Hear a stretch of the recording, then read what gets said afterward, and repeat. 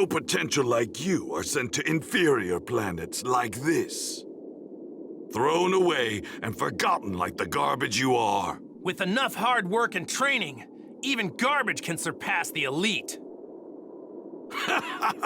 That's quite a sense of humor you've got. You're about to learn the hard way that effort alone isn't enough to reach my level. Ha!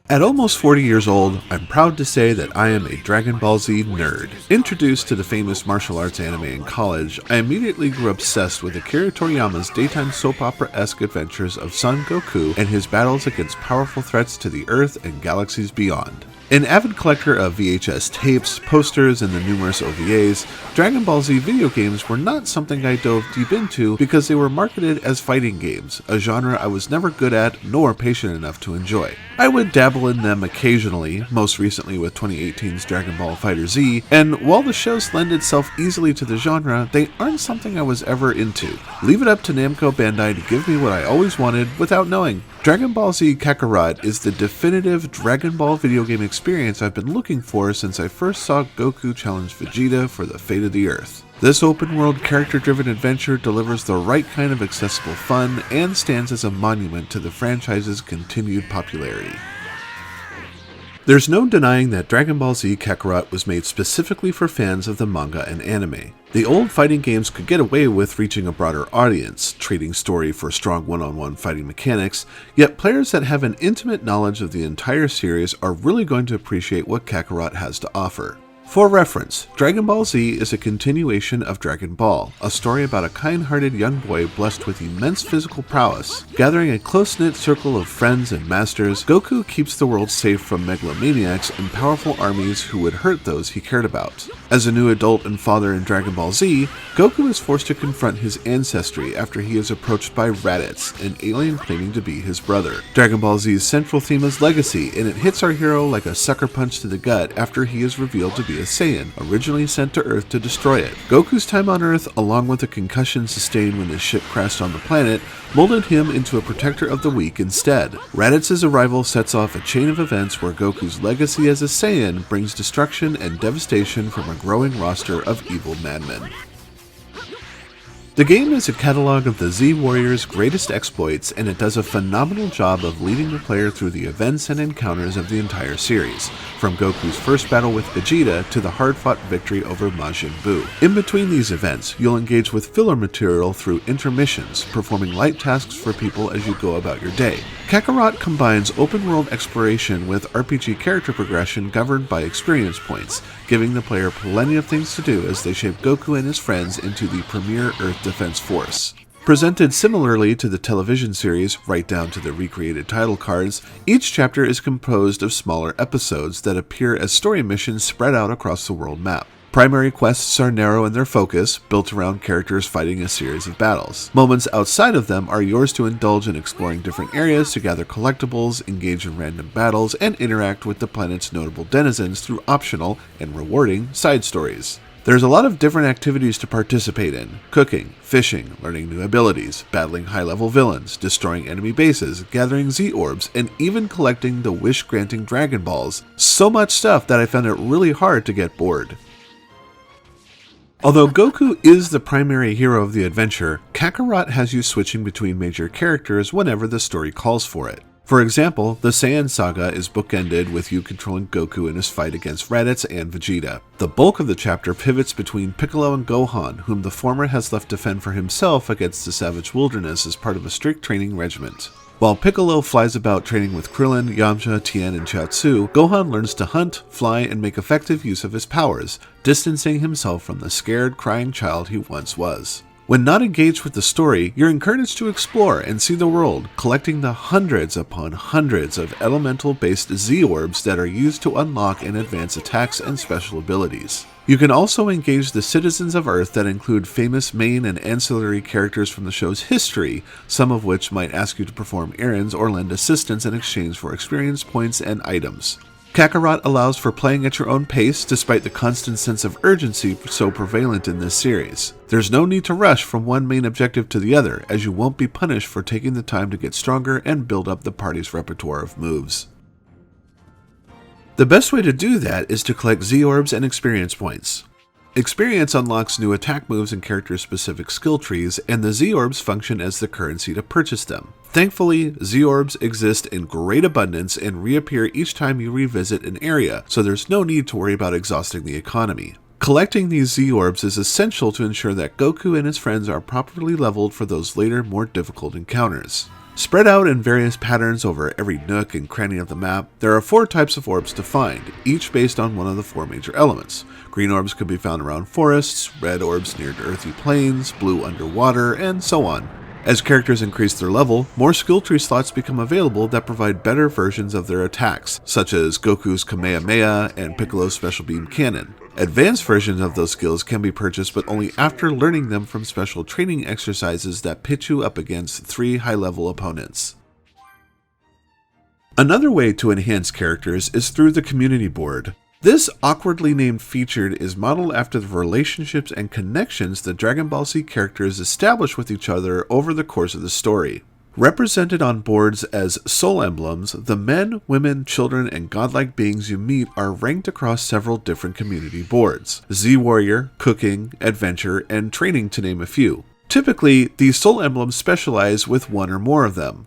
For example, Goku, Vegeta, and Gohan have a high Z-Warrior stat, so you want to place them on the Z-Warrior board. Kami, Mr. Popo, and King Yemma rank high on the God board, and Chi-Chi on the Cooking board. Placing soul emblems on the appropriate board yields passive perks relating to that board, such as extra bonuses to stat boosts earned by eating meals, increased drop rates of rare items, and money collected by selling vendor goods. You can place soul emblems anywhere on a board, though if you take special care to orient them in a way that connects like characters, Goku to Gohan for example, you'll get an additional increase for as long as you maintain that relationship network. If that wasn't enough, relationships can be further modified by gifting special items to specific soul emblems. If all of this sounds confusing, that's because it is. It took me a while before I really grokked with how the community boards worked, and although it eventually clicked, I argue whether or not the sometimes marginal boosts offered by manipulating boards and soul emblems were really worth it, as their perks weren't particularly noticeable nor worth the trouble. There comes a time when adventuring, training, and orb hunting is interrupted by enemy encounters. Combat is where Dragon Ball Z Kakarot radically differentiates itself from any other game before it. Instead of treating combat like a fighting game or making it a turn-based affair, battles are conducted in real time, with attacks, defense, and item usage mapped to specific buttons on the controller. It feels very simple and streamlined. Pressing the melee button repeatedly triggers a combo attack that can be modified by switching out the last punch in a combo for a ki blast or energy charge with a knockback effect. Ki-based attacks require energy that can always be regained by charging up at the expense of leaving you defenseless, forcing you to look for the best possible window to pull back and recharge. Contrary to the high speeds Dragon Ball characters conduct themselves in a fight, you'll want to resist the instinct to spam buttons because Kakarot favors a more measured approach. Knowing when to back off and stay on the defensive is just as important as timing a Kamehameha blast on a stunned foe. As earth-shattering as Goku and the gang's powers can be, so too are those owned by the likes of Frieza, the Ginyu Force, and Cell, and they won't hesitate to use them creatively. Dodging has gotten me out of many deadly scraps in the nick of time, and if you time them just right before impact, the character will teleport behind the enemy and land a disabling counterattack. Physical and key hits can also be blocked, although the ability to do so degrades against sustained blows, and if you don't pull away, you risk suffering a guard break. The mechanics of battle are simple enough to grasp, and I like how it's designed to break habits I typically associate with brawlers. When I finally got a good handle on things, I bore witness to a perfect recreation of the grand spectacle that lies at the heart of Dragon Ball Z. Is it now? I won't let it end this way. I would rather take my own life than be killed by scum like you! Fine by me. But the one that's going to die isn't me. It'll be you!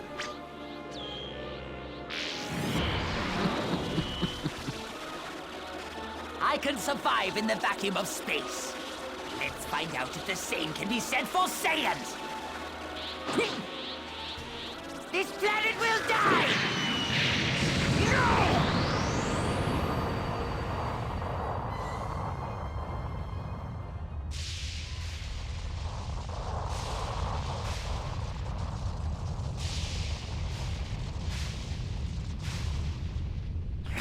I must have restrained myself too much. But the core has been completely destroyed. In 5 minutes' time, this planet will explode and become nothing more than debris floating through space.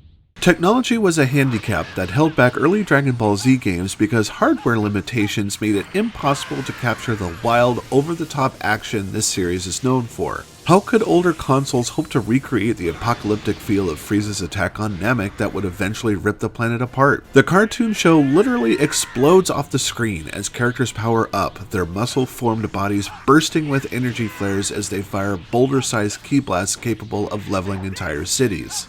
At the time, I was impressed with Dragon Ball Z Budokai for the PlayStation 2 because it used cel-shaded textures to mimic television animation. Fast forward to 2018's Dragon Ball FighterZ, a game that came shockingly close to what you'd find on the show because it integrated animated transitions and environmental transformations. Kakarot, however, exists on a whole new level of its own, as the developers clearly went above and beyond to mirror the cartoon, not only with camera direction, but also using high-resolution textures in a way that blurs the line between game engine effects and what I perceive to be traditional animation. What's really fun is how battles are programmed to respond with random cutscenes that pop up under certain conditions that really add a cinematic flavor to the fight. During the first legendary encounter with Vegeta, one of my special attacks triggered a seamless cutscene where Goku comes up close and landed a dramatic punch that knocked the Saiyan Prince's smile right off his face. Whenever my character was powered up, I had the chance of landing a blow so hard it sends the enemy flying through rock formations before coming to rest in a giant crater. High-end key attacks like the Mazenko Cannon and Vegeta's Gallic Gun actually leave scorch marks on the terrain. By scaling back on the player's interaction with the controls, you're given more opportunities than any other in this franchise to sit back and admire just how crazy and over-the-top things can get. And really, it's all just so damn rad. I imagine Dragon Ball Z Kakarot is bound to be beloved by fans for how well it adapts the source material into a playable video game where the bulk of the time is spent wailing on superpowered humans and death robots. Hell, this is the most fun I've ever had with a Dragon Ball Z game because it follows the story so well. It's heavy on fan service, complete with a compendium that tracks all sorts of Dragon Ball lore. Many of the side stories reunite the Z fighters with figures from their past and offer insight on what their lives have been like after crossing paths with Goku and the like. On the production side of things, both the English and Japanese voice track bring back as many as the original men and women who have voiced these iconic characters over the years. Although some are showing some age, voices are a little deeper and the delivery is different, there's no way I'd ever see them ever get replaced. Just as Kevin Conroy and Mark Hamill will always be Batman and Joker, so too will Sean Schemmel and Chris Sabat always be Goku and Vegeta.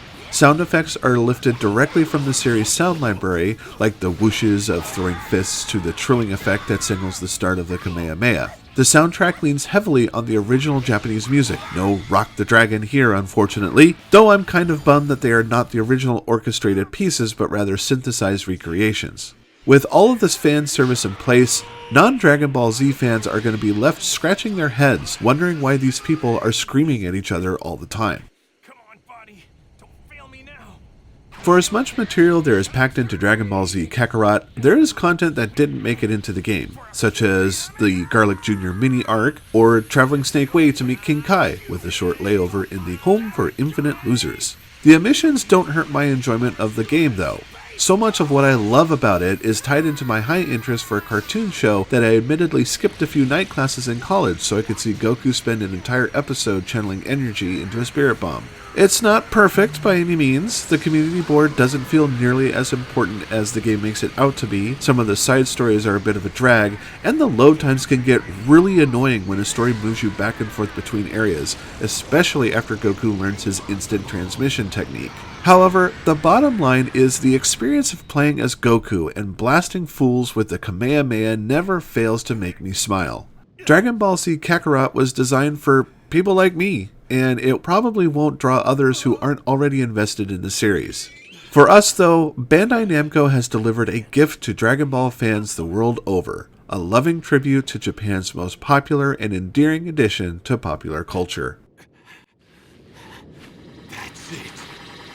You're finished, Kakarot! Burst open and mix! What the?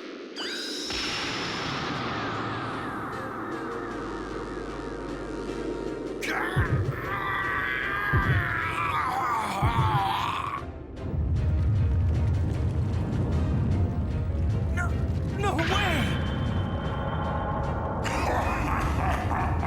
Think you can handle this? Prepare to be flattened, Kakarot! He's a giant ape!